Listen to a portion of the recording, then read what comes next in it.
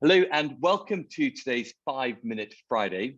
I run these sessions as an opportunity to share interesting ideas and thoughts with people in the HR community and beyond.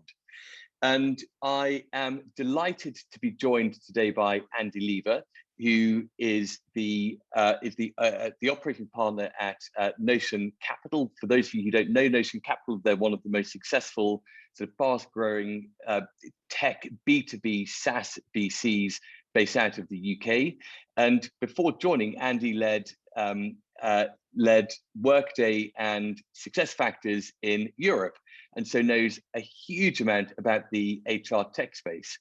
And Andy and I have been chatting about some of the trends and some things that are happening in the market. And one of the things that has sort of grabbed Andy's attention amongst others is around flexible working and what this potentially means. So Andy, thank you so much for joining me today. And I'm going to just kick off by asking you, why is it that companies should be thinking about the flexible workforce?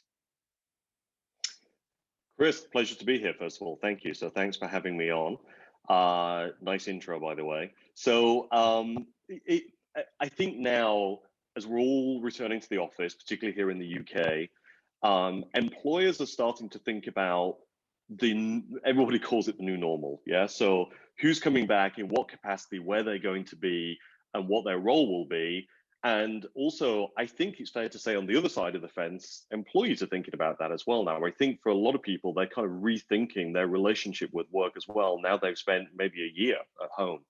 So if you think organizations once upon a time would have done a lot of planning, they would have laid out all their kind of plans for the year and then overlaid the talent on top of that.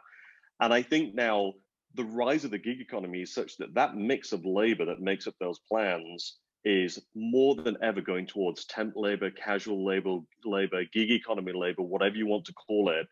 And it's, how do I manage that workforce? How do I find them? How do I attract them? How do I train them? And even now in some instances is, how do I give them benefits and how do I give them things that permanent employees have as well? And put very simply, I think a lot of the traditional HR systems were never built to really think about this mix of workforce. And so therefore, if they're not built to support this mix of workforce, they're potentially not going to be able to deliver what companies are looking for. Yeah, and by the way, this is, when I say gig economy, this goes all the way through skills from, kind of lower skill positions all the way up to very specialist, highly skilled positions. And I think organizations need to think about, as they start to plan, is, I talked about how do they find them, how do I put talent pools together, how do I attract them, because I think it will be competitive for a lot of the gig economy people. But in terms of, you see organizations time and time again, they'll jokingly say, hey, we've hired this person 7 times, but every time we hire them, we treat them as if it's a new person coming to the organization. Yeah. It's like they kind of have amnesia about hiring gig economy people. So I think smart, intelligent systems to manage this kind of labor force that sits alongside your permanent labor force is the way to go forward, because a lot of companies still think of themselves as very hierarchical, with permanent people benefits and holidays and vacation planning and expense planning. But they need to mirror that back now into the gig economy side, because I think a lot of those gig economy workers sometimes legally are expecting the same sorts of treatment. And often you will go to an organization and be in a meeting, and it's very hard to spot who's the permanent employee and who's not. Where you've got really specialist employees who have, very sought after skills, the lead time to find these people can be very, very long. So I would argue, a lot of talent acquisition teams will spend their time looking for those permanent employees that sit within the organization. They should also be spending a lot of time pulling these talent pools together for all those other skills that they sometimes need that fit within their critical paths within their work schedules of the organization. So I love this idea that you're sitting in a meeting room with somebody who you don't know that they're not on the payroll, but because they're getting everything that a permanent employee is getting. And obviously you're a believer that this is something which is going to continue to grow.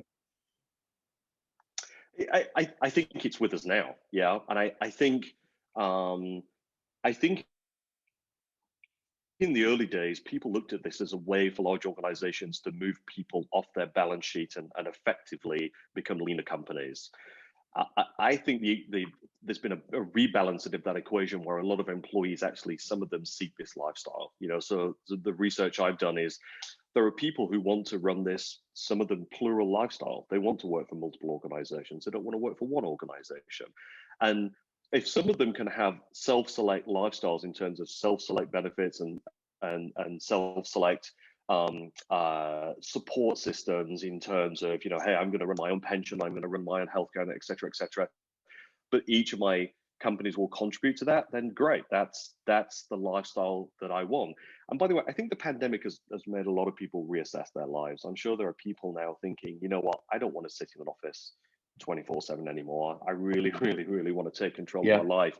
And I think employers that can be flexible and give that lifestyle and that option, I think will attract a lot of people that otherwise would have not been available to them as talent. And again, this goes all the way up to the very, very specialist skills. I'm actually, hey, I work in the startup area.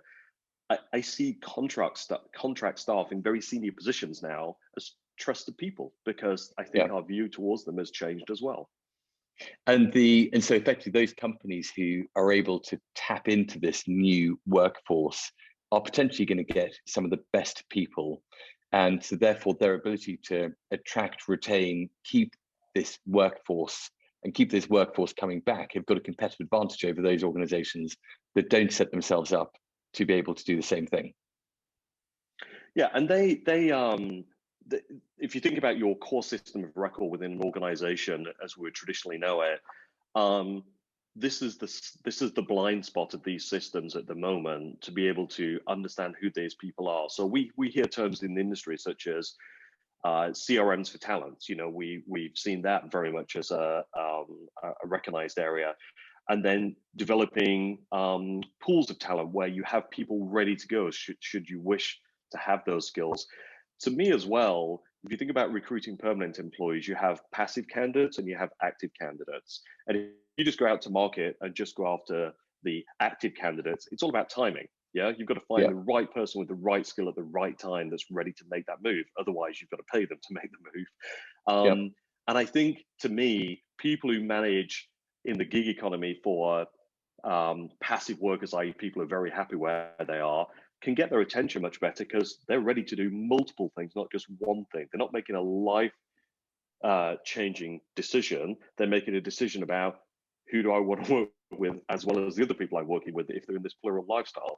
So I think people who understand that and kind of embrace their organizations would probably have a far more flexible workforce in terms of skills and the types of people in their organization. And when we talk about diversity, it's not just diversity of backgrounds and diversity of other things, but diversity of thought. Yeah, because to me, I feel your workforce needs to properly represent your customers in terms of the types of people and the way they work and the way that they think. I think that is a very healthy thing within organizations.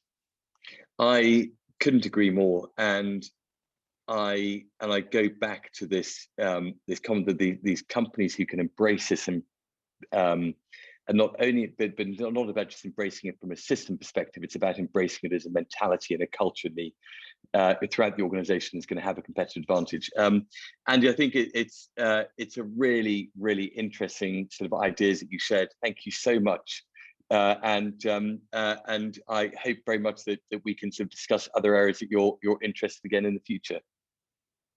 Well, let's revisit this conversation in 1, 2, 3 years' time and see how many big organizations or companies have been built that are harnessing this, both on the supplier side and the buy side, because I think there'll be a few. That's my prediction. Yeah, definitely. Andy, thank you so much.